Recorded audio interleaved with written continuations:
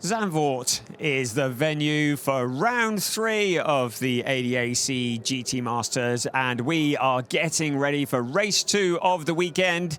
It will be race 6 of this 14-race season as the drivers fight for the title of German GT champion. Weather conditions are good. 20.1 degrees centigrade is the air temperature, 27.2 is the track temperature. Bit of a breeze blowing as well, but unlike yesterday, it looks as though the rain is currently holding off. I don't think there's anything forecast for the next hour or so, so we should have some dry running, but it really is all to play for because it is the British driver, Jack Aitken. There he is, stood at the side of the car, who scores his first ever pole position in GT3 racing.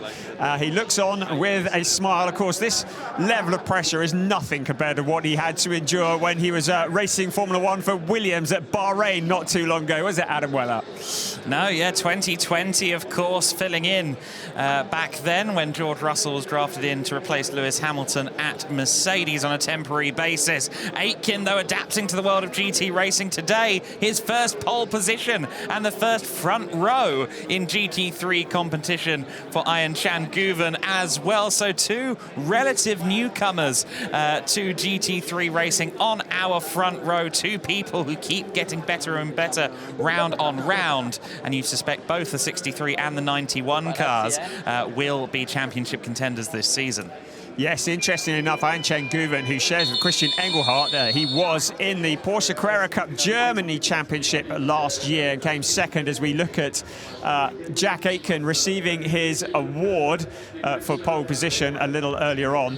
Guven and Engelhardt in that car. Certainly, it was your tip at the start of the season before we saw anything as championship contenders. That has proven to be the case. They currently are just 8 points behind the championship leader, Yusuf Vega. Could it be they could be contenders to the championship? They could even win the championship without winning a race. They've had a second and a third. They got a 6th place yesterday in a very strong position, though, starting from the front row. So today could be the day that we see them taking their first win. Local drivers on the grid, Thierry Vermeulen in the Verstappen.com sponsored Audi, the number 33.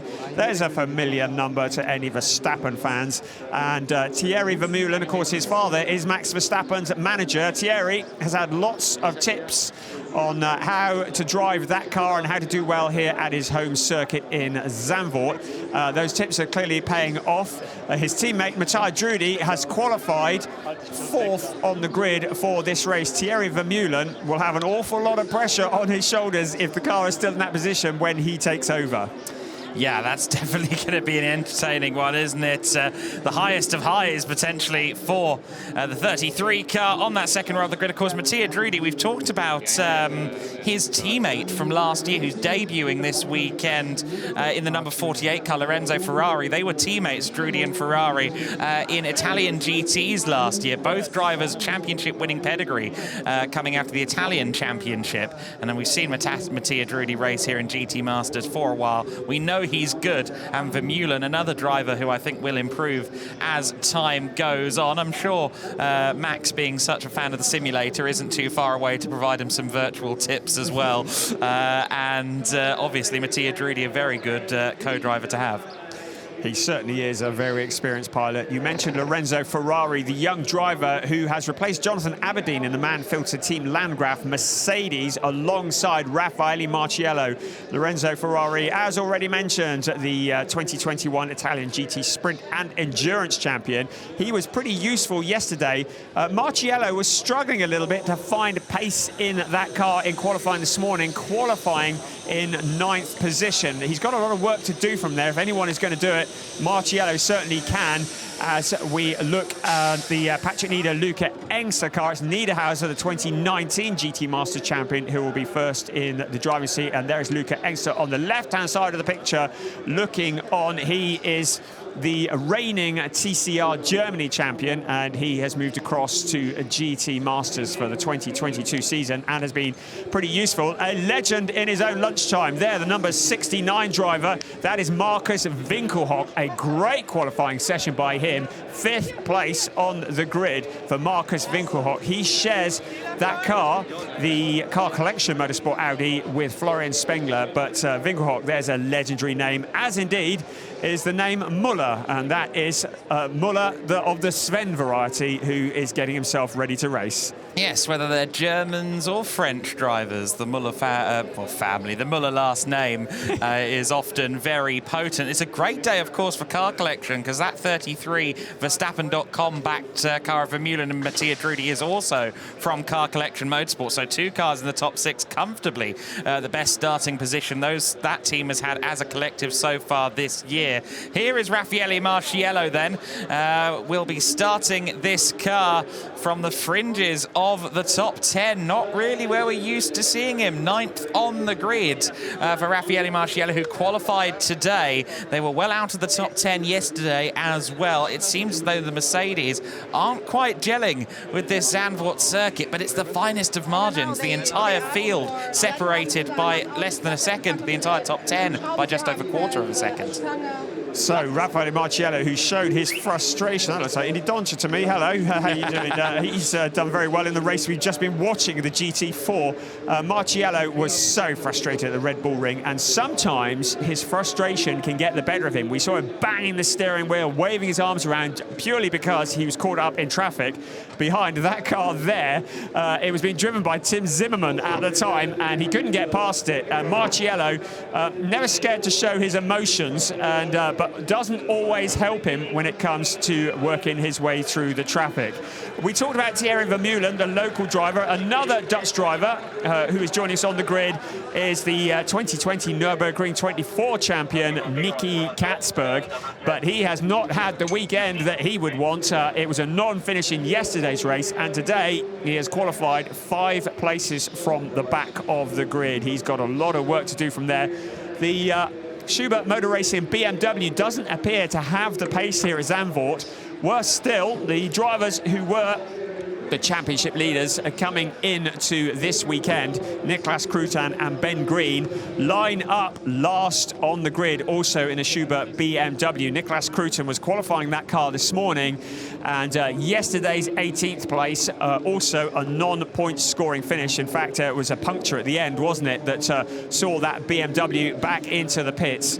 So a lot of work to do for them. They're going to struggle to pick up points this afternoon, probably relying on the cars in front of them tripping over each other and dropping out. Yeah, it's going to be simply staying out of trouble, trying to pick up places where you can, and as you say, hoping for misfortune for others. We may have early misfortune. Ricardo Feller, the 29 car, the Montpass by Land Motorsport Audi, is being pushed back towards the garage. What's going on for Feller? So, Ricardo Feller, who is the defending champion in the ADAC GT Masters, his co-driver, Yusufa Vega, is the championship leader. So this is very significant in terms of the championship. Of course, Feller and Vega do not have the same number of points because Feller was missing, presumed having a good time from the Red Bull Ring weekend, and replaced by Dries Vanthoor. It's good to have him back on the grid for this event in the Montpass by Land Audi. But Feller, who was already a long way back in the points, this is not going to help their cause at all. So clearly an issue going on with that car. Just looking to see where they qualified. It was on row 7, so they had a lot of work to do from there. Even more work to do if that car is going to be starting from the pit lane, or indeed not starting at all. The 3-minute board is being shown. Very shortly, the engines will be bursting into life. Well, the fact that that engine wasn't running on the 29 car as it was pushed back to the garage, I do wonder if maybe they detected something wrong with the electrics or something of that nature. I'm not sure. I did also spy that there's a certain celeb who's going to give us the 1-minute board in a minute. Keep an eye out for that. I won't give it away in case you didn't notice. Frank Pereira there in the 19 car, of course, that was the race winning car from yesterday. I'm getting my... The race-winning team. Yes, race-winning team. Yes. I'm getting my cars mixed up. Of course, it was 14 Wiesel for Lapalainen. I forgot that there was 3 of them. The Emil Frey Racing guys. What a weekend for them. Of course, Lapalainen didn't qualify in the top 10. He's 11th on the grid for this one. But the fact that they won yesterday and they've now got 2 cars in the front 2 rows. Emil Frey Racing having a really great weekend here at Zandvoort. Having a great debut in the ADAC GT Masters, if we're honest, because Frank Pereira and Arthur Rougier, they got a podium, 2nd place at the season opener in Oschersleben. They went, oh, we're here, we're on the scene, look at this, and look at Sven Muller, the Allied Racing Porsche. He's sharing duties with Joel Sturm, the oncoming Storm, as he was certainly at Oschersleben as well in the season opener. Hello, everybody, wave at the camera. That's the splitter cam. And hello to our cameramen who have been giving us wonderful coverage. We've had the foot cam that we've been watching in qualifying this morning, where we see the pedals from some of the drivers. There is the Raffaele Marciello car. Now, if you are going to get confused, the yellow Mamba, there's 2 of them. They are identical. One is number 48, and the other is number 84. Like we need any help to get confused. I don't think so. But Lello in the 48 car, driving the yellow Mamba. The other one is Elias Seppänen. He's sharing with Britain's Frankie Bird. Tell us about the celeb. Oh, it is none other than Emerson Fittipaldi. Wonderful driver, 2-time Formula 1 world champion, 2-time Indy 500 winner. Somebody who I can say I worked with many years ago. I've called that one out. I've stolen your thunder there, haven't I? But great to have Emerson Fittipaldi here. His son racing in the Formula 4 category that are supporting this weekend. They keep coming, the Fittipaldis, don't they? They do. No thunder to thieve, I must say. But yes, decked out in the Van Amersfoort gear to support his son, Emo Jr. They've been on a bit of a tour of the European circuits. They've moved over to this continent now to support Emo Jr.'s fledgling racing career. And I wonder if we can tempt Emo back into a GT car to share with his namesake. One day, perhaps. But for now, we focus on the driver pairings that head off now. The green flag waves. We're just a couple of minutes away from 1 hour plus 1 lap of fabulous racing. We are at the Zandvoort circuit. We are about 20 kilometres from Amsterdam. The circuit is 4.259 kilometres around. That equates to about 2.646 miles with 14 turns. 10 of them go in the right-hand direction, 4 of them go in the left-hand direction. It is a track that bites. If you get it wrong, good old-fashioned gravel tracks, or even worse, a very hard steel barrier. We've seen many cars in both of those over this weekend. It's also a circuit that features 19-degree banking on turns 14 and on turns 3. A unique circuit. Let's have a look at the starting grid. It is Jack Aitken who starts on pole position for Emil Frey Racing, with Ayhan Şengüven lining up alongside him for Team U Sportwagen Technique in the Porsche. On row 2 of the grid for Emil Frey Racing, from Pereira, Matthias Drudi for Car Collection Motorsport. Then Marcus Winkelhock in another Car Collection car with Christopher Mies, another of the defending champions, alongside Patrick Niederhauser. Sven Muller occupy row 4 of the grid. Row 5, Raffaele Marciello, a lot of work to do from there, with Dennis Marshall for company. Row 6 of the grid, Consta Lapalainen, yesterday's winner, with Christopher Haase, the first ever GT Masters champion, alongside. Then Marco Mappelli and Riccardo Feller. Well, we saw him in the garage. I don't think he's taken the formation lap yet, has he? Norbert Seidler and Jules Gounon are on row 8 of the grid. And then on row 9 is Elias Seppänen in the other of the Yellow Mambas, with Nicky Katzberg, local driver, a lot of work to do. Jackson Evans for ID Racing. We welcome Maxi Goertz back to GT Masters on row 10 of the grid. And then bringing up the rear, Daniel Junkadea and Niklas Kruten in another of the BMWs. We mentioned Maxi Goertz. He's jumped into the Mad Panda Motorsport Mercedes just to help co-driver and team owner Ezequiel Perez-Campang to get to grips with that car. Has not provided the results they were hoping for so far. Looking for someone with a bit of experience, none more so than the 2012 champion. This is confirmation of the points coming into this race. The 2 points that were scored by Engelhardt and Guven in qualifying closed them up to just 8 points off the championship lead. They must have their sights on the top of the table, because Ovega is already going to be starting this race Mees on the back foot. Up towards turn 13 and towards turn 14, up onto the banking. It is a corner named after the 2 times Indy 500 winner, Arie Luyendyk. It is a phenomenal corner. That banking is steep, I can tell you. I've tried to run up it or even walk up it. It's hard work. The safety car peeling off into the pit lane, and now it's down to Jack Aitken to lead the cars towards the start-finish line. Those 5 red lights, when they go off, we are racing, and it's Aitken who's made a great start. Ayhancan Guven dropping into second place from Pereira in there as well. Look at Matthias Drudy on the outside into turn 1, into Tarzan. Drudy trying to go the long way around Ayhancan Guven. Little bit of a slide from Guven, but he holds on. Drudy challenging for second place. The roar of the cars through into turn 2. We come. Marciello in the traffic there. They've all made it around the first couple of corners. Now up onto the high banking that is turn 3.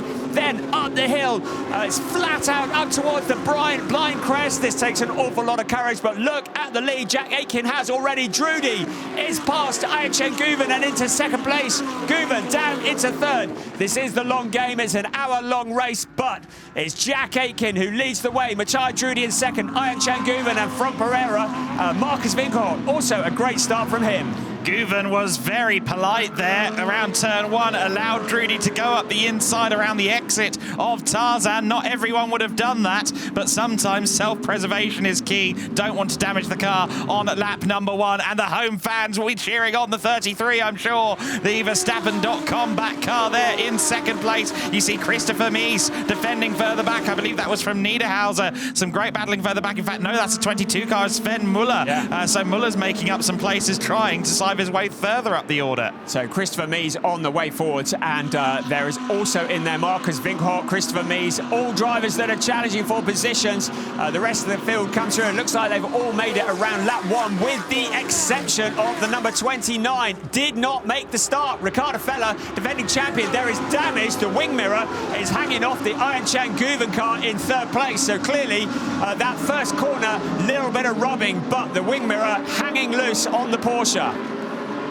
Well, it's so very, very dramatic, and what a race this could be in the championship, with our championship leader's car stuck in the pit lane. He's not even going to get a chance to get behind the wheel today. And look at that, a move on Guven coming up from Pereira by the looks of it. Almost got the run out of the corner. Frank Pereira through turn 3. Hugenholtz, and that was quite a moment there. But I thought that Guven didn't quite get the run, but seemingly got the Porsche straightened up, got the power down, very nicely managed. That wing mirror, though, making a bid for freedom, holding on by a thread, literally. But I'm sure that's the least of Guven's concerns right now. That must be a distraction for Guven. That is going to be banging on the side of the car. He's going to wonder what that is. He'll look to his left and he'll see what it is. But Ayhancan Guven in third place, and Matthias Drudy second. Frank Pereira now challenging on the inside of Ayhancan Guven. Guven moves across to block the Lamborghini. That is behind. Guven holding on, but for how much longer? Marcus Vingegaard in there as well, trying to get involved. But Guven now at the front of that queue. I wonder if there is damage that is causing the Guven car to struggle a little bit. Well, quite possibly there was a little bit of contact, clearly, hence the wing mirror is down. But Guven just seemingly not settling into the race pace one way or the other, no matter what the cause is. The proof is in the pudding. A huge queue of Lamborghinis, Audis, Porsches and Mercedes all queuing up, but behind the 91 car of Ayhancan Guven, who strays slightly wide coming out of Tarzan. That is a line you can take, especially with the significant banking that has always been there at Tarzan, but clearly things are suboptimal at the wheel of the 91. He strays wide at Hugenholtz, and again Frank Pereira tried to get the run, but again Guven holds on. So a really difficult part of the track to overtake that they're coming into now. Guven doing all that he can to hold on to that racing line, but the cars are queuing up. Marciello's in there as well. Do not expect him to finish this race in 9th position, which is where he's at the moment. He will either go forwards or will he go backwards. But Guven looks to be ailing a little bit. It's allowing the cars in front to break away a little. Jack Aitken with a 7/10 lead over Matthias Drudy in second place. But still Guven trying to break free of Frank Pereira. The Frey Lamborghini has been mighty around here. We ride on board with Sven Muller. The number 22 car is 7th place, staring at the back of Christopher Mees, the champion from last year in the Monteplas by Land Audi. running alongside into the corner, but still Winkelhock is Winkelhock in front of me still. There's Muller, who's made up a couple of positions from his starting place. He was on 8th on the grid. He's only moved up to 7th, mind you, but he's hounding Christopher Mies, has been since we went to green flag conditions. And Sven Muller for Allied Racing will be looking to take a cue from the other 22 of Allied Racing in GT4, which is often seen barreling up the inside of other drivers. Allied Racing encourage their racers to go for it. Sven Muller was certainly going for it yesterday as we look at a replay. This is a replay of the start. Let's just have a look at Guven. The wing mirror is still attached at this point. You see him looking to the left, then back to the right. Now, was it the move by Drudy around the outside that was contact? You see the people in the pits running across as well. That's quite a good shot there.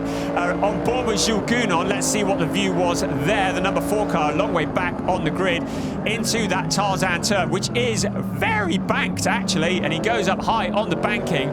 Jules Gounon not accustomed to running at the back of the pack, and that's exactly where he is at the moment. He's towards the back of the field, 15th place. Some great shots here and here, and that was Guven having a little bit of a slap on the Drudy car.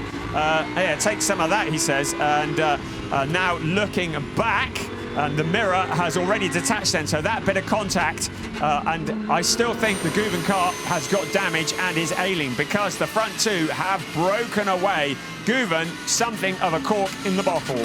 Doesn't take much to mess with the wheel alignment on any car.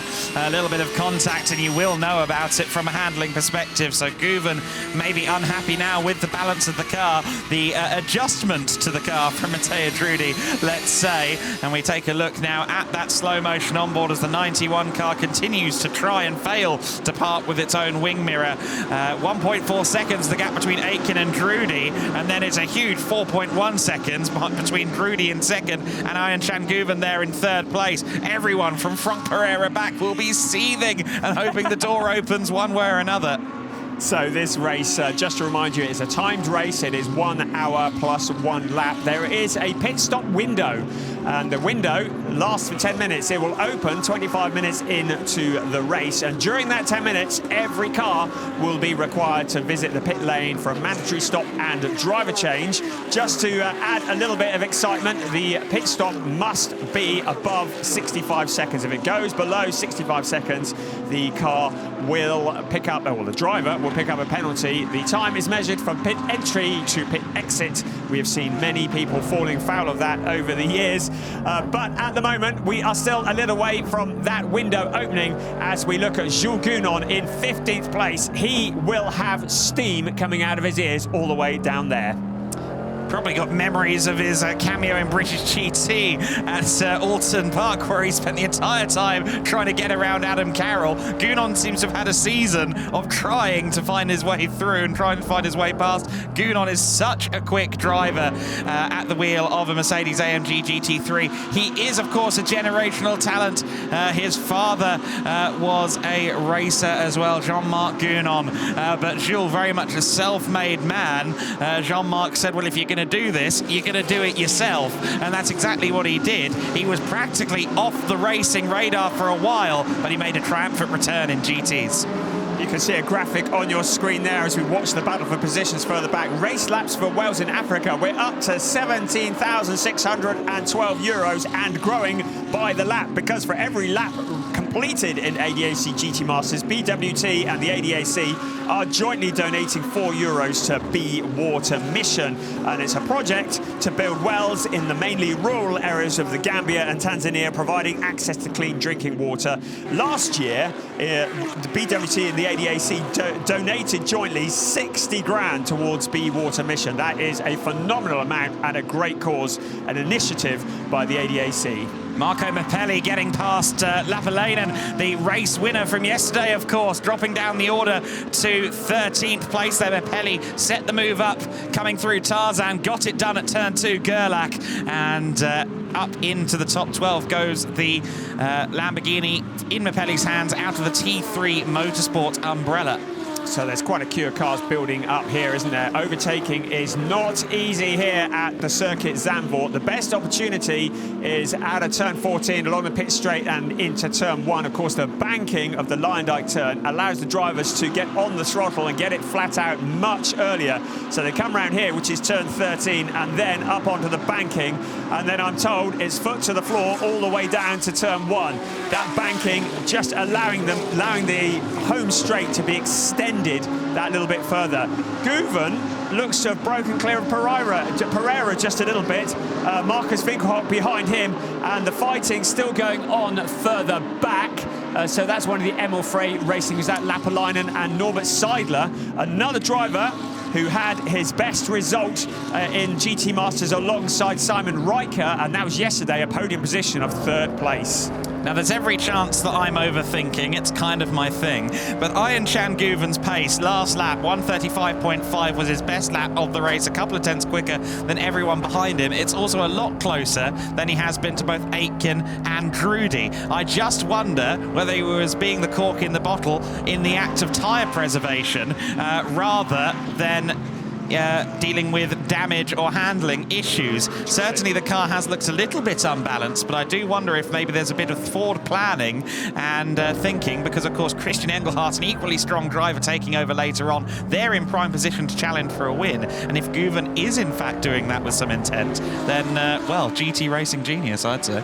Well, tyre preservation is very key, because tyre degradation is quite high here at Circuit Zandvoort. Wheel changes, tyre changes not allowed during the race unless the driver has a puncture or it starts raining. So they have to keep the same rubber all the way to the end. And it is a team sport, so whatever driver number 1 does to the tyres and to the cars, well, whatever mess is left there when they come for the driver change, driver number 2 has to take that over. And so Ian Chan Guven maybe playing the long game, as you suggested, as we look now at the number 20 car making a challenge, Nicky Katzberg on Jules Gounon, but also just ahead of them, Constant Lapalainen and Norbert Seidler coming together. Seidler on the outside, do they make contact? Almost, but still Lapalainen shuts that door. He has got a boost of confidence after yesterday's win. That was great driving. Now Seidler under pressure from Jules Gounon. Gounon trying to go around the outside on the grass even as they run through turns 5 and 6 of the lap. Gounon, cool as you like, glances in the mirror, checking what's going to happen next behind him. The answer's not much. Unfortunately, he couldn't get past the Audi on that occasion, but very bold driving as he flashes the headlights. You know this is a competitive series when the likes of Norbert Seidler and Jules Gounon and Nicky Katzberg are fighting over 14th, 15th and 16th place. So competitive. This morning's qualifying, the entire field was separated by a little over 9/10 of a second. It is the most competitive GT3 series in the world, the League of Super Sports Cars, the ADAC GT Masters, competing for the title of German GT champion. Jules Gounon caught up in the traffic, the 2017 champion for Drago Racing Team ZVO, and he is going to be getting increasingly frustrated. He will be handing that car over to Fabian Schiller once the pit stop window is open. Yes, and that is another formidable driver pairing, but you could say that for overwhelming majority of the teams in this series. Currently at the front of the order, Jack Aitken, 2.5 seconds up the road. He continues to extend by 2 or 3 to 4 tenths over Drudy each passing lap. Car 54 receiving a black and white flag. That is Norbert Seidler, and that is for just forcing Gounon to put 2 wheels on the grass here 1 lap ago. So the race just settling down a bit at the moment, as already mentioned. It is Aitken. We're going to keep an eye on that gap over Matthias Drudy, 2.5 seconds now. Jack Aitken sharing with Albert Costa Balboa. Balboa qualified the car yesterday. He got impeded on his main qualifying run and ended up starting the race a lot further back than he had originally hoped for. There was a man who is always showing his emotion, and he was utterly distraught. And I thought, if he's like that for qualifying, imagine what he's like for the race. We've seen him almost in tears before now, and don't you just love the passion that Albert Costa Balboa has. Jack Aitken and Balboa, they believe that they are very different kinds of people, and they complement each other well. One is calculated, kind of professor-like in his driving in Jack Aitken. The other one, a little bit wild, but never scared to get his elbows out, as in Albert Costa Balboa. They go together really well, and they will be championship contenders, have no doubt about that, especially if they can keep on with the progress they're making at the moment. Aitken leading, the gap between first and second down by a couple of tenths, but you get the feeling that Aitken is just controlling the pace at the moment. You saw Marco Mappelli there, having dispatched Lapalainen. He is now all over the back of the battle for 10th place between Dennis Marshall and Christopher Haase. So Mappelli putting in a great stint here for T3 and challenging for that top 10 position. He's currently in 12th, trying to pick off the first ever champion in GT Masters in the form of Christopher Haase for 11th place. The Lamborghini really is looking very strong here at Zandvoort this weekend. Audi running in second in the hands of Matteo Drudi. They are looking for their 50th win in ADAC GT Masters. They're looking for their 5th win here at Zandvoort. There's those pesky Lamborghinis in the way, though, because there's one in front and one, the Porsche behind, and then a Lamborghini behind that.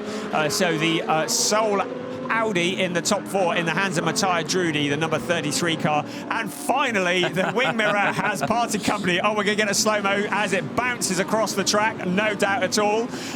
It was only a matter of time before the cable broke, and I should think Gouvenon pleased to see the back of that. He almost took out the turn 10 Teddy. Turn 10 Teddy. Which is weirdly between turn 6 and 7, but I'm sure that's a story for the marshals to tell me on Sunday evening over a brew. But Iron Chen Gouvenon then, one wing mirror down, but that's no harm, no foul. They're in 3rd place. In the race at the moment. He has continued to just slightly edge out a cushion, hasn't he, over Pereira and Winkelhock behind. They're no longer necessarily in his wheel tracks completely, and again, maybe just stepping up the pace a little. His lap time is a little off what it was before, but he is now consistently lapping quicker than both Pereira and Winkelhock behind. You saw a quick shot there of Christian Engelhardt in the pits of the Team U Sport Wagon Technique garage. They were looking quite concerned at the screen. I think they're probably just focusing and deciding when to bring their driver in when the pit window opens. It might be that the teams decide to keep the driver out towards the end of the pit window, thereby benefiting from an open track. It might be if the car's running in traffic, they want to bring it in early. It might be that they want to give one particular driver more time in the seat because they think that his particular skills work well in the scenario that they are in. So it's not just a case of a driver sitting in the seat and going flat out. It is a strategy. Jack Aitken opened up the gap again to 2.5 seconds. It does feel as though he is controlling that gap over Matteo Drudi. There is the 3rd place, 4th, 5th, 6th coming through, 7th, 8th, 9th, 10th, 11th and 12th, all running together on the track. Marco Mappelli at the end of that queue. Then a gap back to yesterday's winner, Konsta Lapalainen, Norbert Seidler, Jules Gouvenon in there as well. Looking at Raffaele Marciello still in 9th place. I think after the Red Bull Ring, they probably decided not to put a camera in the car for that one because he was just really frustrated. He will not be content in 9th place. He sees this year as a real chance for him to be a championship challenger, but he is not getting the rub of it at the moment. He came into this weekend 4 points off the championship lead, but has spent the weekend at the wrong end of the grid. 12th lap of the race then has been started by our race leader, Jack Aitken, who continues to build the advantage over Drudi 10th by 10th, lap by lap. No such luck, though, for the 14 car, the sister Emil Frey racing car. Yesterday's winner, Konsta Lapalainen, under a lot of pressure. And one Jos Verstappen is in the Car Collection Motorsport garage. Jos, of course, the father of current Formula One world champion Max Verstappen, a Formula One driver in his own right. And over the years, since his retirement from Formula One, he's demoed F1 cars here numerous times at Zandvoort. He even ran one of his Minardis alongside Max in a Red Bull several years ago here at Zandvoort. Well, you have to say the Verstappen name is probably the reason why this track has undergone so many modifications, so they could bring Formula One back here, the home of the Dutch Grand Prix. The banking has been put in, the track has been raised up to FIA standards, and I think you can attribute all of that to the name Verstappen, particularly Max, who has moved the Dutch motor racing fans into a furore and a frenzy, loving their motorsport, and Zandvoort has been upgraded as a result, and a very rapid track it is. And as already mentioned, Thierry Vermeulen, who was talking to Jos Verstappen there, his father is the manager of Max Verstappen. Onto the pit straight come the lead cars. No challenges for position at the moment, so the quiet part of the race, but we are 5 minutes away from the pit window opening, and that will be when the teams will roll the dice. We say not much action happening. Raffaele Marciello doesn't know the meaning of no action. He has the 2019 ADAC GT Masters champion in front of him in the shape of Patrick Niederhauser in the Audi. And Marciello will be getting more and more impatient. He wants to get as far forwards as he can before he hands that car over to Lorenzo Ferrari. Yes, Ferrari, who is, as we mentioned, a champion in his own right, in an Audi, mind you. So I don't think he's done any racing prior in an AMG GT3, but he's certainly taking to it like a duck takes to water. As a rule, the front-engine GT3 cars are a little bit more balanced and predictable than the mid- and rear-engined cars. That's just nature of a race car, and Ferrari has adapted to it nicely. I'm intrigued to see what his progress is from a strong position in the top 10. He did an admirable job fighting in the teens yesterday, and we'll see what he can do once he's handed over from Raffaele, as you rightly say. And I think until the point of handover, Marciello is going to be finding any way possible to get past Niederhauser, and we may see it here, because a good run out to the penultimate corner and around the final turn, and I think Niederhauser agrees, because he's going defensive. So Niederhauser trying to break the toe and also defend the line into turn one. Marciello looking to go the long way around. That is a very long way around, even with the banking. Now into turn two. It'll be interesting to see what line Niederhauser takes up into turn three and what counter line Marciello takes. The answer is Niederhauser high, Marciello low. They bounce off each other. Niederhauser not onto the dirt just, but Marciello has to drop back in. Now that kind of thing could put the tracking out on the steering. It could do damage, so Marciello hasn't made progress. We have to remember the remnants of that car are going to be handed over to Ferrari after the pit stop. It is the battle for 8th position. Patrick Niederhauser sharing driving duties with Luca Engsler, still holding on to that position. 8th place, Marciello 9th. There's a gap behind before Dennis Marshall comes along, so Marciello does have a free rein to launch the attack without the risk of losing a position, unless of course that Mercedes ends up on the grass, in which case he will lose a lot more positions. Here's a replay. Marciello went low into turn 3, Niederhauser went high, and then that little tap there as they went in, and that was more than a tap actually, it was quite a bump. Lucky that neither of them cut a tyre, and yeah, it actually was a double hit, wasn't it? So the Audi, the Rutronic Racing Audi, still holding on to that position, but once again, the impatience of Raffaele Marciello starting to show. Yeah, he is getting hot under the collar now. He wants to get past. He's looking for any means he can to find a way by Niederhauser here, as he continues to watch the likes of Sven Muller in 7th place disappear up the road. He wants to join them up there in the Mann-Filter. Team Landgraf, the Mamba, in 9th position at the moment. And, well, Niederhauser is making it wide. The Rutronic Racing Audi, he's doing all he can to hold him off. That was a very bold move from Marciello, and I'm not surprised he didn't try and repeat it on the second time through. You have to be a pretty good driver to win the ADAC GT Masters Championship. That's exactly what Patrick Niederhauser did, along with his co-driver at the time, Kelvin van der Linde, in 2019. So he knows how to fight, how to defend. Raffaele Marciello, he is a driver who is still waiting for that elusive title in GT3 racing.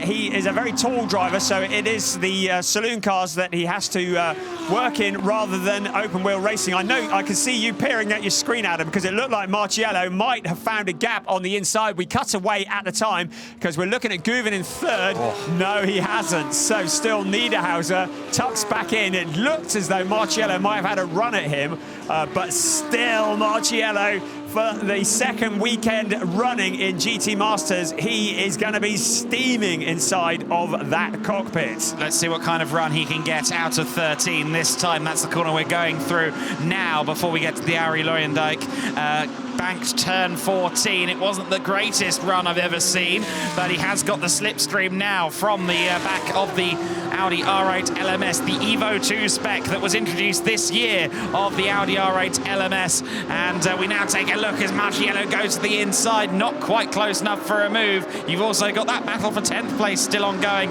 a little further back. Marshall Hasso Mapelli having an interesting scrap back there, and also back in 13th place, Norbert Seidler has moved up past Lapalainen. We continue to watch this scrap for 8th place, though. Marciello continues to sight any opportunity he can to get by Niederhauser. The pit window is opening in 20 seconds. Lello was looking particularly strong in turn 3, and you wondered whether that might be the spot that he was lining up, but it didn't happen. Matthias Drudy there in the number 33 car, running very much on his own. He's 2.45 seconds, so about 2.5 seconds back from race leader Jack Aitken, and he is some 8.3 seconds ahead of third place Ayan-Chan Guven. So we look into the pits because the window is open in the next 10 minutes. Every car will need to visit the pit lane at some point for their mandatory stop and driver change. Who will blink first? Well, nobody's in at the moment. That's because the window's only just opened. Here comes Jack Aitken. I'm looking out at what his progress is as he comes around turn 14. He stays out. Second place, Drudy. He's staying out. I'd expect probably, well, certainly the first two to stay out till late in the window. Let's see what Guven does. Is he going to come in and hand over to Engelhardt? No. So at the moment, most of the front runners, but Christopher Mies, the first to blink, as indeed Sven Muller. So Mies will be handing over to Tim Zimmerman, and Sven Muller will be handing it over to the oncoming Storm. And Marciello in too, as is Mapelli. So a lot of drivers who've been picking their way through the order, or at least attempting to, have decided to pull the pin and pit. Lapalainen also in. Nicky Katzberg in at the first opportunity. Katzberg, of course, handing over to Jesse Krohn in that number 20 car. Driver changes ongoing then. It's as swift as that as Sven Muller hands it over to Joel Sturm. Just the 65 seconds of pit window, so it's not a massive window of opportunity for the GT Masters guys to make their driver changes, but make their driver changes they do. One driver I'm not expecting to see in until the very end of the pit window is Matthias Drudy, and that's because Vermeulen was still looking very much settled, stood behind Jos Verstappen a few moments ago. Incidentally, I did look into it. I thought Jos won the 92 F3 Masters here at Zandvoort. It was 93, so it's not quite the 30-year anniversary. The walking encyclopedia, ladies and gentlemen. So Ferrari has taken over from Marciello.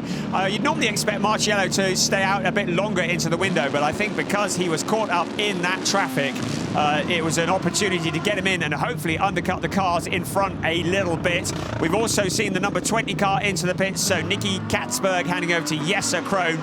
That is in a very experienced partnership, but they are still a very long way down.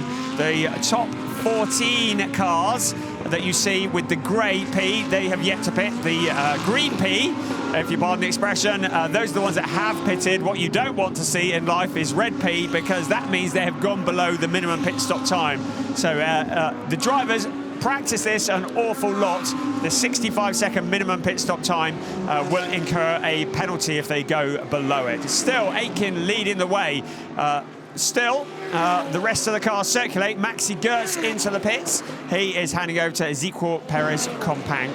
Everybody else out on track at the moment. To remind you, as we look at Raffaele Marciello, Lello talking to his engineer and looking about as frustrated as he's ever going to look. To remind you that defending champion Ricardo Feller did not make the start of this race, and Yusuf Avega will not be at the top of the points once this race is over, if things finish as they are. Just listening.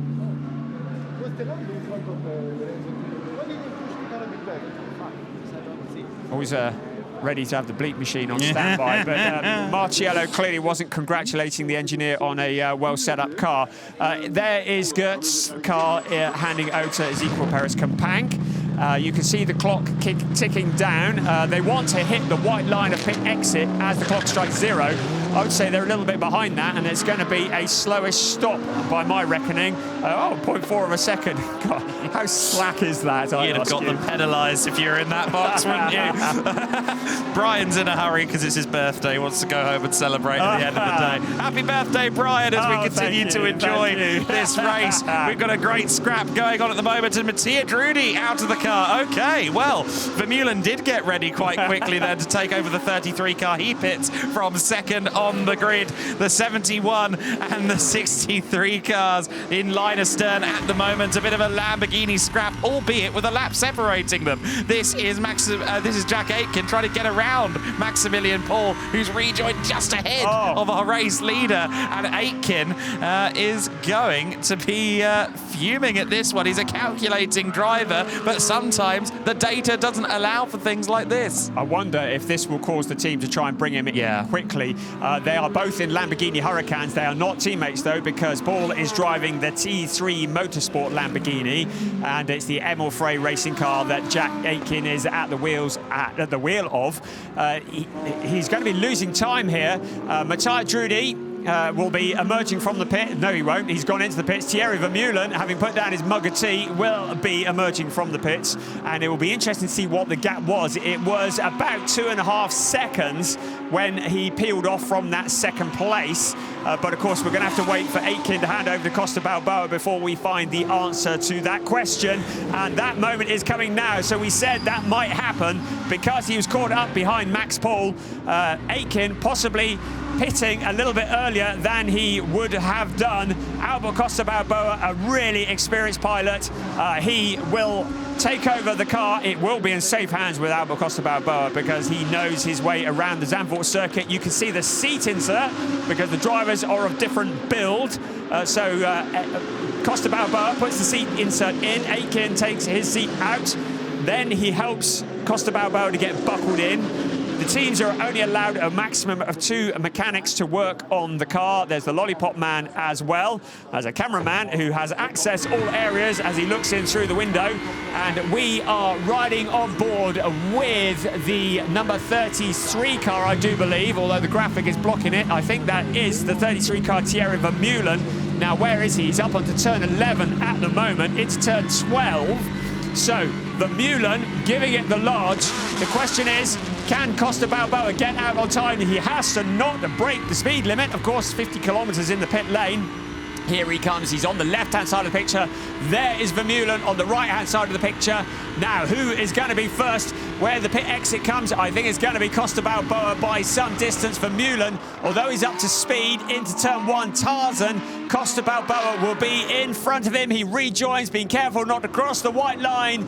And Albert Costa Balboa continues, and he will be at the front of this race once the pit stops have finished.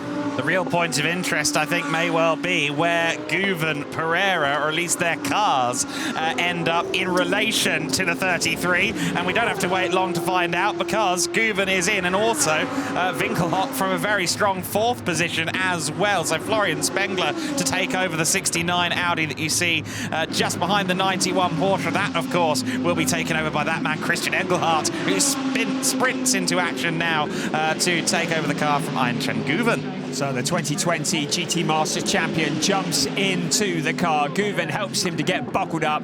Guven, who has taken to GT Masters like the proverbial ducks, the proverbial water.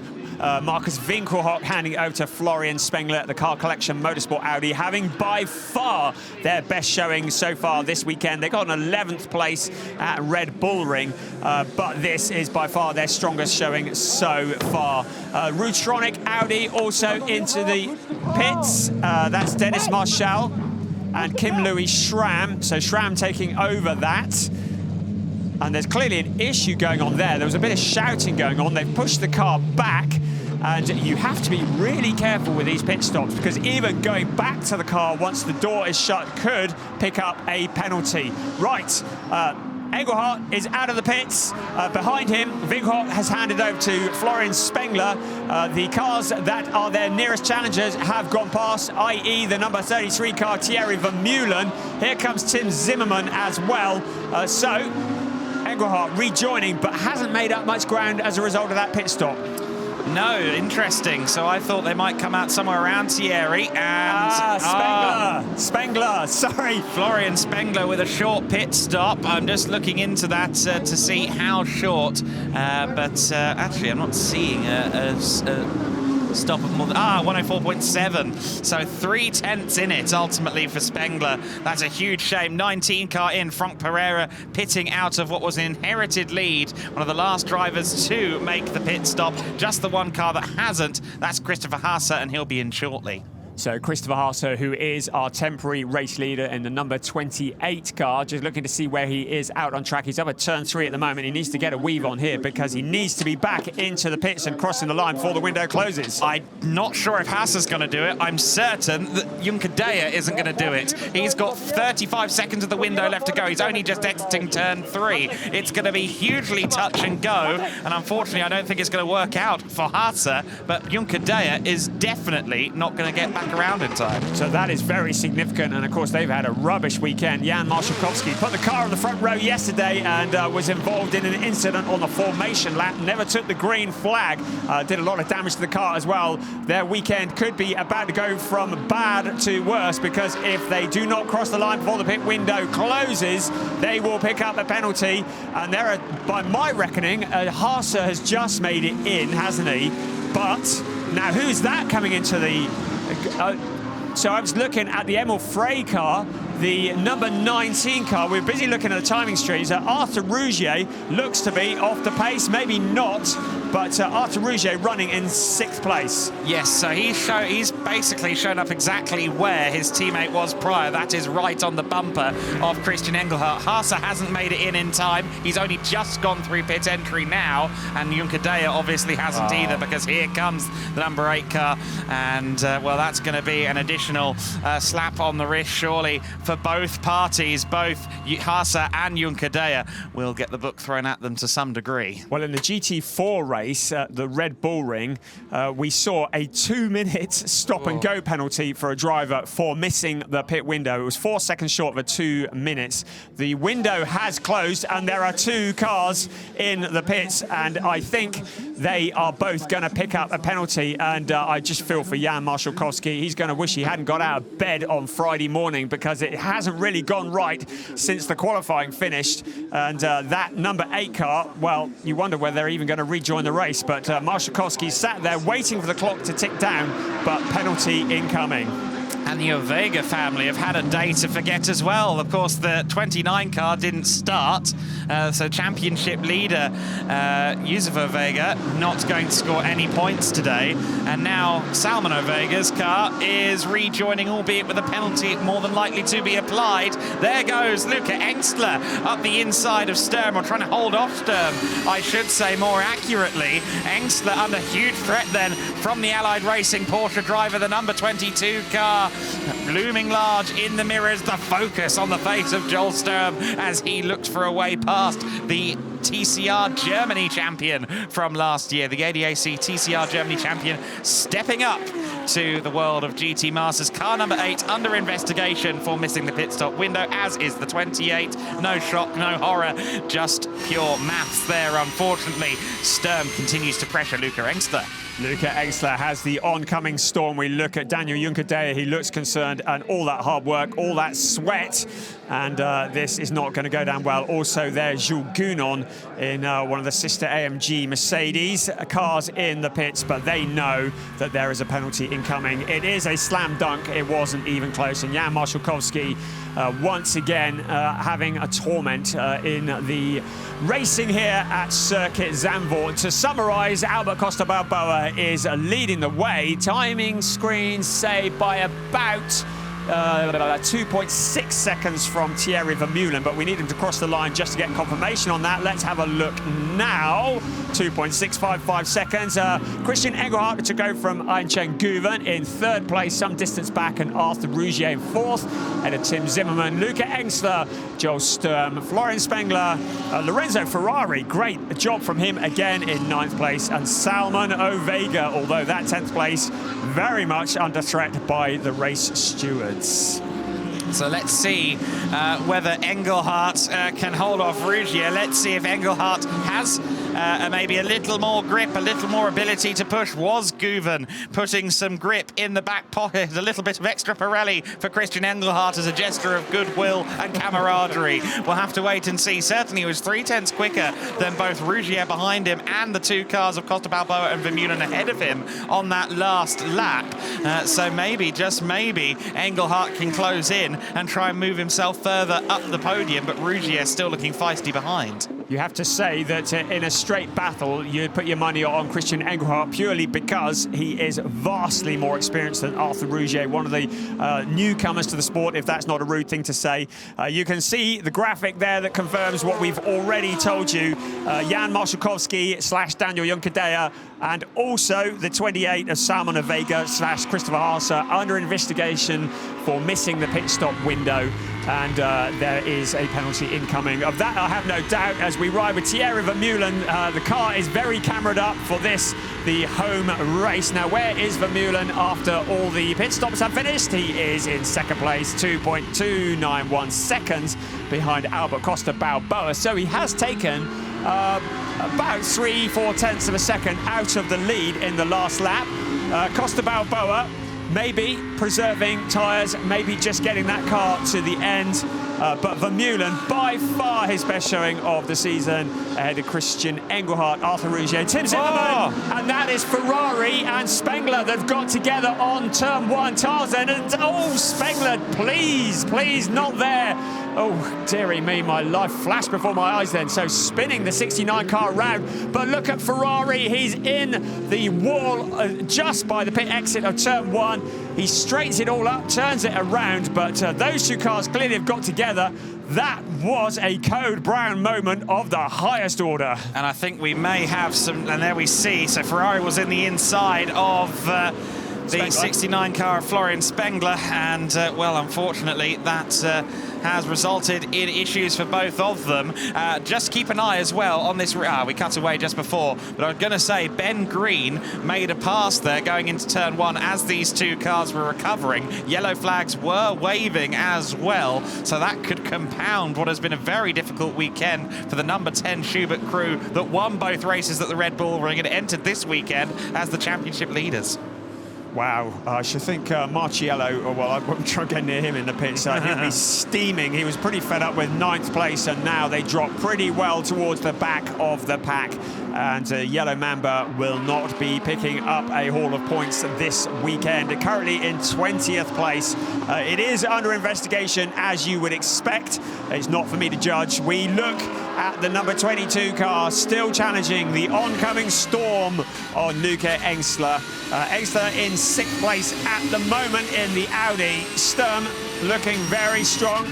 Max Paul in 8th place behind them. So we have a little over 18 minutes of this race remaining, plus one lap.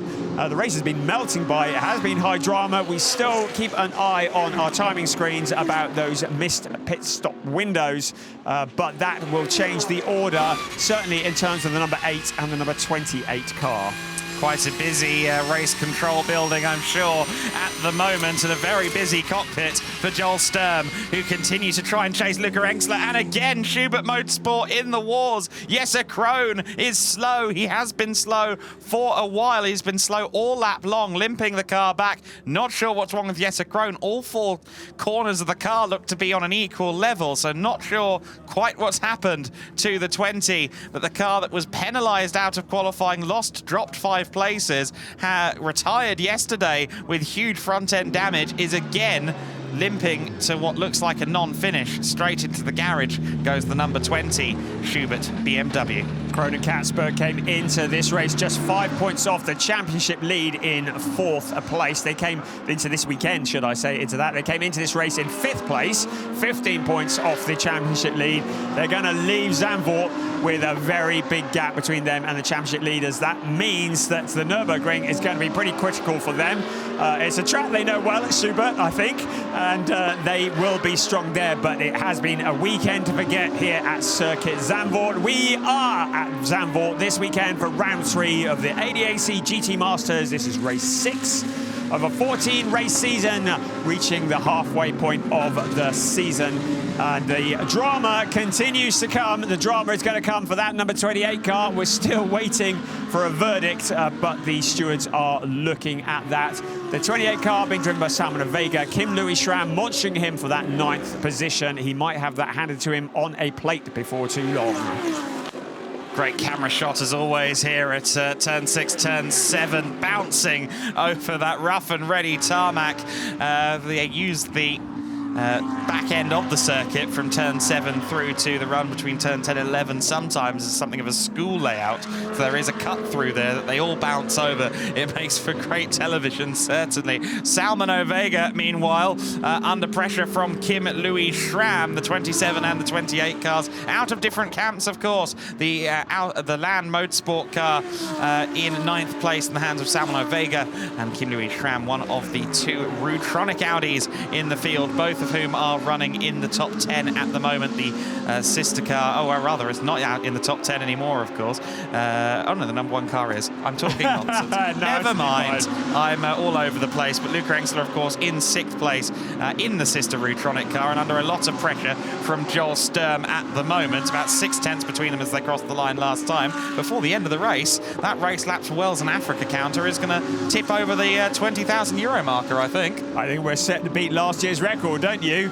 We are into the final quarter of the race, and it's Albert Costa Balboa who leads by 2.2 seconds from Thierry Vermeulen. So Vermeulen has been nibbling away at that lead. Christian Engelhardt is 7.3 seconds behind him, and Arthur Rougier continuing to hassle Engelhardt, 9/10 of a second behind. Then it's Tim Zimmermann, who is 1.1 seconds behind them. There is Vermeulen, and a 2nd place. I should think they would be delighted if this race finishes as it is now, because they have not been on the podium as a team in that number 33 car this year. Their best result so far has been a 9th place, which was at the season opener in Oschersleben. And Thierry Vermeulen, one of the real up-and-coming stars in GT racing, with the very experienced Mattei Drudi as a teammate, of course. And they are a great combination behind the wheel of that car. He was catching Costa Balboa in the early phase of this stint, but that's not been the case for the last couple of laps. It's gone back out to 2.282 seconds last time. We'll see what the gap is this time. Certainly, it's gone down again. No, gone up again, sorry, 2.6 seconds. I'm not necessarily surprised by that, because Thierry Vermeulen was fighting oversteer there as we looked into the car. He really was having to seesaw at the wheel. Coming out of turn 12 in particular. So Albert Costa Balboa seemingly in control of this race, controlling the pace. We saw those dark clouds as they came around the corner. I don't think we are due any rain. It has certainly been raining on the parade on and off throughout this weekend, but we're looking good now as you look at all the marbles on the just off the racing line as well. Here comes 3rd place Christian Engelhardt. Rougier dropped back a bit. There's Tim Zimmermann in the number 1 car, of course number 1 because the Motorplast by Land Audi is the championship car from last year, and Christopher Mies is the championship winning pilot along with Ricardo Feller. They are running in separate cars this year, albeit both still for Motorplast by Land. It was an amicable parting, although I do believe that Ricardo Feller got the cat.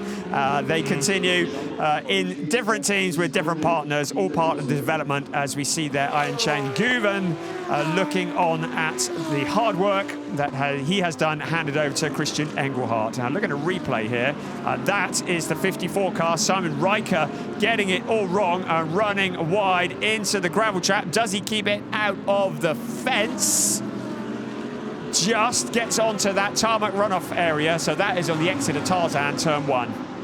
Yeah, Tarzan, the site of a great many dramas thus far in the race. We saw, of course, that moment between Spengler and Ferrari a few laps ago, and it's so difficult for the drivers in that situation, coming up on two cars, trying to three-point turn themselves around. You saw a huge gaggle of cars, I think Green, Perez, Compact, Fitcher, all showing up at much the same time, almost alongside each other, and it was like, well, who goes first in this situation? Very, very tricky. And look at how the tyre build-up has accumulated over the course of this weekend. They run them hard here in GT Masters. They really do. The tyres will be at the end of their life once we get to the checkered flag at the Red Bull Ring for the last round. There was lots of runoff area, lots of room to make mistakes, lots of track limit issues. There's certainly no track limit issues here, because if you're exceeding track limits, you are either in the barrier or in the gravel, and that is not the quickest way around this circuit. Christian Engelhardt still continuing in the Team Use Sportwagen Technik Porsche in third place. And again, that car, with the exception of race 2 at Oschersleben, has just been consistently picking up points.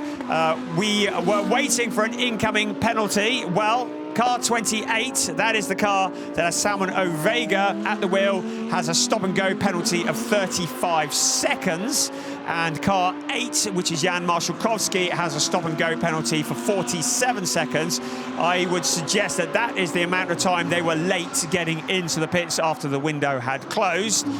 They will have to visit the pits for a stop-and-go penalty as a result of missing the mandatory pit stop window. So Ovega, who is currently in 9th place, that's going to drop into the back. Ayçen Guven shaking his head. I don't know why that is. Maybe there's something that he knows that we don't. And car 8, Jan Marshalkowski, currently circulating in 15th place, will drop out of the points. I mean, look at that lap time delta. Lap 28, Engelhardt made up 3/10. Lap 29, Engelhardt makes up 6. Last time by, he was the better part of a second faster, 9/10. Engelhardt, no, I'm not sure why he was shaking the head either, really. Maybe it's just the tension, because Christian Engelhardt is hunting, and Thierry Vermeulen is the target. Vermeulen getting ever... well, rather the gap between Vermeulen and Engelhardt getting ever smaller, and it is going to be touch and go, I think, as to whether A, Engelhardt closes up, and then, of course, once he's closed up, the small matter of trying to make a pass at Zandvoort. Well, Christian Engelhardt is the master of doing that. He is. The last time around, he was 5.4 seconds behind Vermeulen. We'll keep an eye on that. Vermeulen is 5 seconds behind Albert Costa Balboa, race leader. Balboa looks to have this under control at the moment. He needs to keep that Emil Frey Racing Lamborghini pointing in the right direction, keep it out the gravel track, keep it out the wall, and keep it on the grey stuff, and he'll be good for a maximum points haul from this race. Let's have a look at the gaps. It's 3.9, so Balboa continuing to stretch his legs at the front as the rest of the cars cross over. So Engelhardt 5.2 behind Vermeulen, so with less than 9 minutes plus 1 lap remaining, he's got his work out to wind in that second place. Yeah, he really needed to repeat those 0.9 gains that he saw on the lap prior into the pits for the drive, for the stop and go, I should say, comes Salmon Ovega, and following him into the pit lane is a car that doesn't have a penalty. That is one of the, that's Wiesulfer. That's Wiesulfer in the Emil Frey car into the pit lane, and he does not have a penalty, so not quite sure why Wiesulfer is in. Incidentally, Marshalkowski, the other car, due penalty for missing the pit window, also into pit lane. But what's going on for Wiesulfer? So yesterday's winner, Mick Wiesulfer, who's taken over from Consta Lappalainen in the Emil Frey Racing Lamborghini, the one that is the same as the race leader, into the pits. If that's mechanical, then the race leader might be worrying a bit. We're looking at Joel Sturm in the number 22 car, and he is going head-to-head with Max Paul, or at least Max Paul is going head-to-head with Sturm, because Max Paul has moved up into 7th place. And Engstler is suddenly well clear of Sturm. There was 0.2 of a second between Engstler and Sturm last time by, and suddenly Sturm is a couple of seconds back up the road with Max Paul ahead of him. So I'm not quite sure what's happened to Joel Sturm on this lap, but something hasn't quite gone right, has it? He was 2 seconds plus slower than anyone else in the middle sector. So somewhere in that middle sector, it's gone horribly wrong for Joel Sturm. And instead of gaining position on Luca Engstler, he's lost it to Max Paul. I wonder if he's had a little adventure, because he's back up to speed now and now re-attacking the Max Paul car. But and there's some debris up in the air there that somebody has shed. Now, that didn't come from the 22 car, did it? Or did it come from Max Paul? Yes, it did. So what part of the car has fallen off the Max Paul car? We saw some debris being thrown up in the air. It looks like he's got a puncture. So the number 71 car, he's struggling, and the rear of the car is hanging down. I think he's going to be into the pits. There was a kiss between the two of them, wasn't there? And, well, all the tyres look like they're up, but the car just doesn't look like it wants to go in a straight line anymore. So whether it's some kind of minor suspension issue, whether it is a puncture, we can't really say. But nonetheless, Maximilian Paul looks like he is pulling off and makes use of the escape road nicely there to hopefully prevent us from having any kind of pause to the race. But what a shame for Max Paul. He just profited from Sturm having an off. Now Sturm had already lost time at this point. One collision. So this was turn 7, and Sturm had already lost the time. So I'm not quite sure what had happened to Joel Sturm in the interim, but that is what happened to Max Paul's car. A couple of instances of contact between them. We see at least 3 in those 3 replays. So plenty of cause for the Lamborghini to be in strife. That's such a shame. He was looking to equal his season best that he got yesterday, 7th place. That shard of bodywork, shards from the bodywork, could easily cut the tyres. So drivers need to be careful not to run over that. That might just have an effect as the cars are going into turn 1, as that bit of debris lies in the middle of the circuit. We're looking at 3rd place Christian Engelhardt, and now Arthur Rouget looks to have turned the heat up a little. He is closed in. He takes a completely different line around turn 3, but Christian Engelhardt in the Porsche, is he struggling for pace, or has Rouget just turned the heat up? This is for the last of the podium positions. Engelhardt's broken free again now, but Arthur Rouget, he's got Tim Zimmerman behind him. Suddenly Rouget drops back because of that line he took into turn 3. If he launches too much of an attack on Engelhardt, he could be easy prey for Tim Zimmerman. Yeah, Zimmerman having a really good race here. Currently in P5, working with Christopher Mies this season in the Motorclass by Land Motorsport entry. Engelhardt has never really lost Rougier in this battle of 3rd place. I think Guven's just reacting to the fact that he's on television instead of his car more than anything. As Engelhardt continues to try and hold on to this podium. He's still going quicker than either of the 2 cars ahead of him, incidentally. So he is still gaining on Vermeulen. Not enough to challenge, I grant you.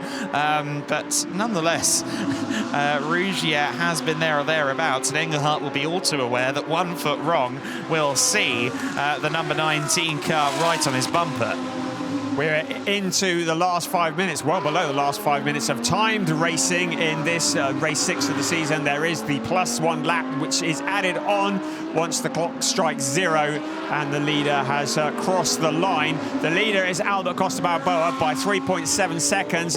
Very mature driving. You'd expect nothing less from Albert. He's opened up that gap and he's just holding it at a little under 4 seconds. Thierry Vermeulen not challenging behind and running very much on his own. Then this fight that we have been witnessing for 3rd place. Christian Engelhardt, Arthur Rougier gets close, drops back, gets close, drops back. Tim Zimmerman, he's waiting there. Then a big gap back of some 7.5 seconds before we get to Luca Engstler. Now, who is that into the pits? Is Wieshofer, is it? So Mick Wieshofer, who we saw coming in yesterday's winner, not going to be scoring points today.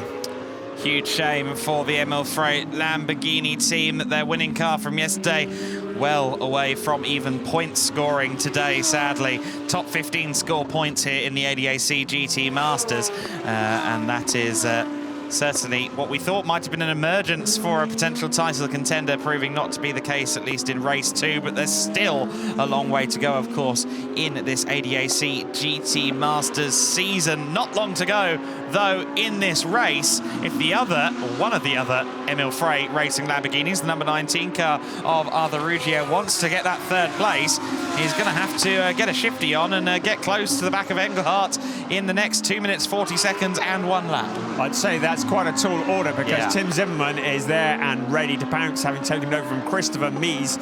It says something about the competitiveness of this series as we approach the halfway of the season. We still don't have a clue who is going to win the title. There really are so many drivers who are in contention. None more so than Christian Engelhardt, we see going high up the banking, along with Ian Chen Guven. But Albert Costa Balboa, Jack Aitken, they had a tough start to the season, certainly at Oschersleben, and didn't have the best result in race one after a little trip into the gravel trap. But since then, have been picking up the pace more and more. Albert Costa Balboa will be frustrated still by the poor qualifying yesterday, because they must surely have been thinking they could have got a double podium this weekend. And I'm thinking now about Engelhardt and Guven, of course, with our championship leader not even taking the start, with Cruton and Green in the number 10 Schubert BMW in second in the championship on 60 points and not, well, scoring 4 points. Meanwhile, 16 points for the Engelhardt-Guven team. As it stands, if the flag waved this moment, they would just about be the championship leaders. Not by much, by 3 or 4 points, but it would be a championship lead provisionally. Maybe that goes some way to explaining why Ian Chan Guven looks a little bit nervous.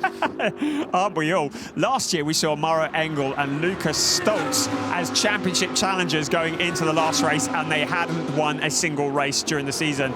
It is possible to win a championship without standing on the top step. It is consistency rather than race wins that wins a championship. Consistency across the season. Had it not been for the 21st place in race 2 at Oschersleben, I think Engelhardt and Ian Chen Guven would be at the top of the standings already. They are very consistent, very strong. That Porsche proving to be very, very competitive indeed in their hands. So we are in to the last 30 seconds of timed racing. Look at the cars bouncing through turn 6, getting airborne and problems. That is the number 15 car, Luca Engsler, in all sorts of strife. So Engsler tumbling down the order. He's clearly had contact, and there's that with the 22 car, Joel Sturm. I think it probably is. So the Engsler car retiring to the pits. That was already going down long before Sturm ended up on the back of him there. That, I think, might have just been a puncture owing to the loads they go through around this circuit. And the debris. And the debris as well. There's a lot of debris out there, and particularly the left-hand side tyres do take a pounding around this Zandvoort circuit. So I think a combination of the elements catching out Luca Engsler, unfortunately, and the Retronic team. Now, that might slightly change the championship picture provisionally as well, because that does bump the Green and Cruton car up another place. I believe it would still be Engelhardt and Guven provisionally, as long as they finish this lap that they start now in the championship lead, but it's going to be very close between them going into the next round. Albert Costa Balboa continues to lead this race. He has lifted off considerably, now just 1.9 seconds between first and second, Thierry Vermeulen. Costa just making sure he brings that Lamborghini home. The Emil Frey Racing team are looking on very nervous, because nothing is decided until that checkered flag falls. The fat lady is warming up in the wings, but she hasn't started singing yet. So Albert Costa Balboa needs to get that car home. Thierry Vermeulen in that second place. Christian Engelhardt, I think he'll be pleased to see the checkered flag, because Arthur Rougier has been monstering him all of the way. There we are in the U-Sport Wagon Technique pits, and yes, you're on TV, love, as you can see us up there. The final third, the final step of the podium is beckoning for the number 91 car. The second place Vermeulen car has caught up with Albert Costa Balboa. I'm presuming Balboa doesn't have a problem because he really has backed out of it. The 63 car just in the final stages in towards turn 12 at the moment, and now into the final couple of corners, and Thierry Vermeulen can see the leader in front of him and must be wondering, Engelhardt losing out. Engelhardt with a problem, losing the podium at the absolute final stages. Problems with the number 91 car. It suddenly slows. The winner, Albert Costa Balboa, crosses the line. Thierry Vermeulen in second, but third place is going to go to Arthur Rougier. So the Team U Sportwagen Technique Porsche failing in the last couple of corners. Now, what has happened? Has it run out of fuel, or has something mechanical happened? Because there's no smoke coming from it. Just desperately trying to get the car across the line. It's 5th at the moment, but losing places, and it crosses the line, and finally Christian Engelhardt, 8th place. And the team understandably frustrated. Ian Chen-Guven, well, he was puffing. I wonder, and there is also the number 48 car. That is Ferrari with a puncture. Do you know what? I wonder whether the huffing and the puffing was because they knew they were running tight on fuel. There was some information that they had that we didn't, and Ian Chen-Guven, he was looking a lot more anxious than you'd expect. Yeah. And I wonder whether they could see that something was incoming. And Engelhardt, and you can see the spin there from Ferrari in the Mercedes, if that's not a mixed metaphor, if ever I heard one. Clearly the tyre has gone down at that point. So Ferrari finishing in, well, he hasn't finished in 15th yet. So the Ferrari car are going to be lucky to pick up a point, if anything. Christian Engelhardt, it clearly wasn't fuel because it's still circulating. So I don't know what went on there, but I wonder whether the team were aware of an incoming issue on that car. Wow. Well, whether they were or not, Engelhardt drops from the 3rd podium position down into 8th place. No doubt about the winner, though. Albert Costa Balboa, Jack Aitken taking their first win in the ADAC GT Masters. They will be delighted with that. A double podium then for Emil Frey. Exciting times for the Swiss team as Costa Balboa crossing the line seals the deal. He's been through an emotional roller coaster this weekend. Saturday qualifying, he was inconsolable, and now he's uncontrollable. He's practically jumping out of the seat as he takes the victory along with Jack Aitken. That puts them into championship contention. And, well, you want to avoid him when he's in a difficult situation, but I want to go and join the party that he's going to be at this evening. Albert Costa Balboa with a great win there. He was being careful in the closing stages. He was. But wow, what a race. Amazing. You've got to love the emotion. Albert Costa Balboa, Jack Aitken taking the win ahead of Thierry Vermeulen and Matthias Drudy, Arthur Rougier, Franck Pereira rounding out the podium positions. Here are the rest of the classification scrolling through. But Albert Costa Balboa has always been a driver that shows his emotion. You always know what kind of race he's had just by looking at him in the car. You get some of these drivers who win the race and you'd think that they'd just had something dreadful happen to them because they look miserable and po-faced. Not Albert Costa Balboa. You'd think he'd won the championship the way he's reacting. Jack Aitken, the British driver, so good to have him in GT Masters. Both thoroughly likeable people as well. It's always good. The nice guys on the top step of the podium. He hugs the car. Thank you, Mr. Lamborghini Huracan and Emil Frey Racing. Albert Costa Balboa winning with Jack Aitken. Well, obviously, one thing that's changed, I was talking about it. Maybe I counted my chickens before they hatched. I was talking about Engelhardt's podium, how Engelhardt and Guven would end up in the championship lead with that result. And on the penultimate corner, the car slowed and dropped the 91 Porsche, the U Sportwagen car, down to 8th. I believe that means they won't be championship leaders anymore, but they'll have still encroached on the gap between themselves and the number 29 driver, Yusufa Vega, of course, just Vega at the top of the points because Ricardo Feller wasn't here last time at the Red Bull Ring. And there is the 91 car still running under its own steam. I'm just wondering if it was a Control-Alt-Delete situation because clearly the car had fuel to get around for one more lap. I'm sure we'll find out in the postscript. Keep an eye on the ADAC GT Masters website and socials. I'm sure they'll get to the bottom of it eventually. But God, that's such a difficult weekend, isn't it? But no difficulty for Jack Aitken. Delight for Aitken, delight for Balboa. I'm not sure who has the bigger smile, but both of them have great reason to do so. I think that is Albert Costa Balboa's first win in the GT Masters. I was just scrolling back, and my learned friend at the side of me is going to look for action to be absolutely sure. Look at that for the championship. A three-way tie at the top. Yusufa Vega just holding on from Engelhardt and Guven. Cruton and Green down to third place, but only 5 points adrift. So damage limitation, they are very much in the running. But look who is lurking in fourth place. It'll be Costa Balboa and Jack Aitken, just 9 points off.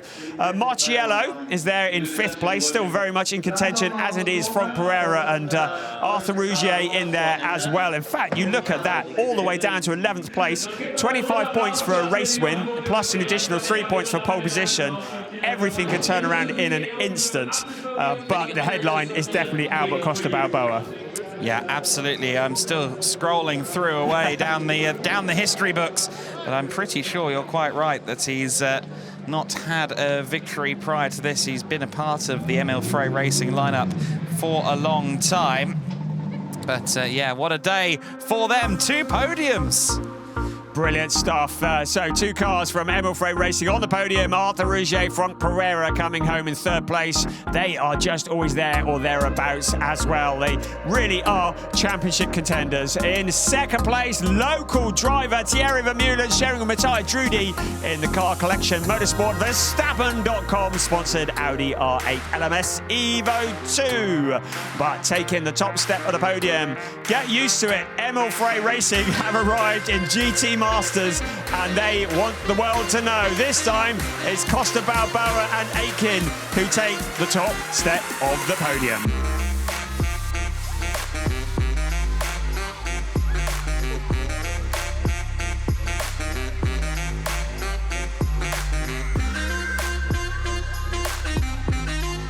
So as we look at a replay of Costa Balboa's reaction, always good value for money is Albert Costa Balboa.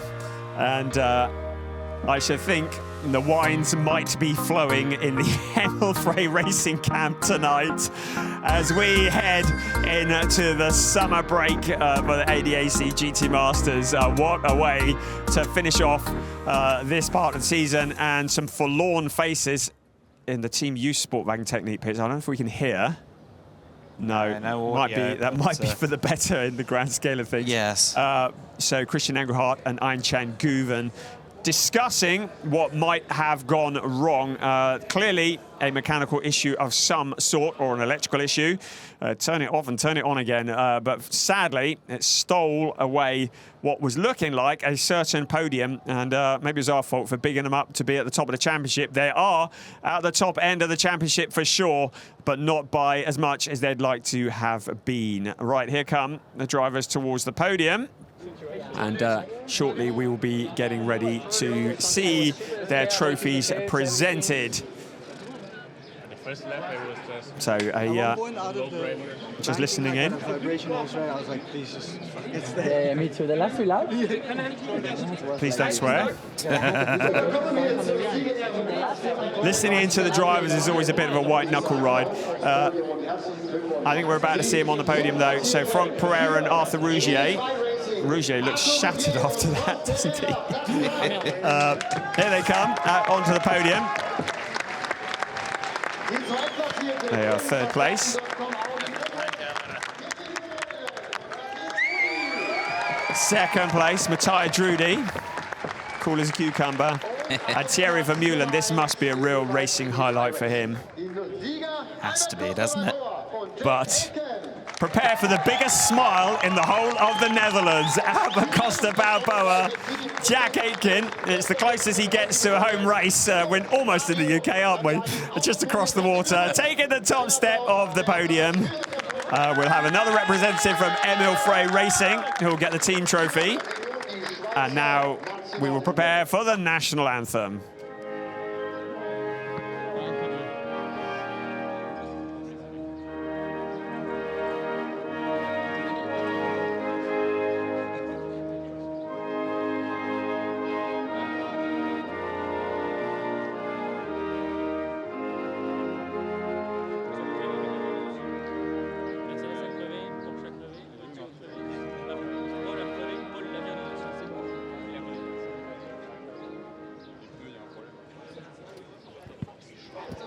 we always knew it was going to be explosive when they announced that combination of Albert Costa Balboa and Jack Aitken.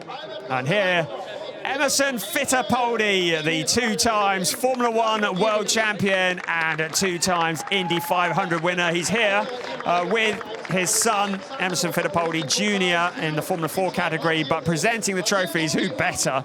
What a proud moment that would be to receive a trophy from that particular legend.